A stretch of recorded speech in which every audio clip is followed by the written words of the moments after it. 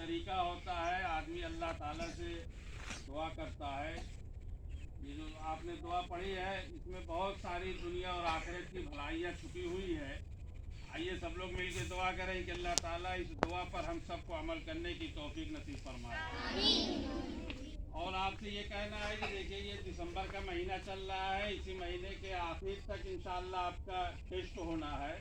इसलिए तमाम बच्चों से गुजारिश है कि वो अपनी पढ़ाई पे मेहनत करें, अपने पिछले सबक पर बहुत ज़्यादा मेहनत करें कि ताकि जब उनसे पूछा जाए तो वो अपना अच्छा नंबर टेस्ट में ले आवें।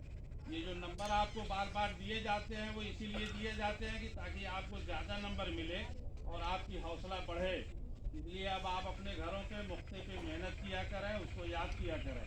ऐसा नहीं है कि सिर्फ सबक याद करके चले आवें और मुक्ता न देखें। आपसे ये कोशिश की जा रही है कि कुरान शरीफ आप बहुत अच्छा पढ़िए। कुरान शरीफ अल्लाह की भेजी हुई किताब है और आप सल्लल्लाहु अलैहि वसल्लम पे नाजिल हुआ है। इसलिए कुरान शरीफ जो इंसान जितना अच्छा पढ़ेगा उसकी ज़िंदगी में उतनी खूबियाँ पैदा होंगी और उसको उतना ही अजर मिलेगा। आइए सब लोग मिलकर दुआ करें कि अल्लाह ताला हम सबको कुरान शरीफ पढ़ने की सही तरीके से तौफीक नसीब फरमाए। दुआ करते हैं कि अल्लाह ताला इन तमाम मदारिस के लोगों को और मदरसे में जुड़ने वाले लोगों को, जो लोग गुजर चुके हैं, उनकी कब्रों को नूर से भर दे। हम सब के घर वालों को, हमारे गांव के तमाम लोगों को, जितने लोग दुनिया से गुजर चुके हैं, अल्लाह ताला सबको जन्नतुल फिरदौस में आला मुकाम नसीब फरमाए।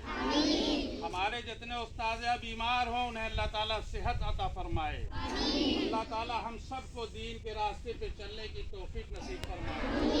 अल्लाह ताला हम सबके इल्म में इजाफा अता फरमाए। आमीन। वाखिरुद दावाना वल्हम्दुलिल्लाहि रब्बिल आलमीन। बैठाइए।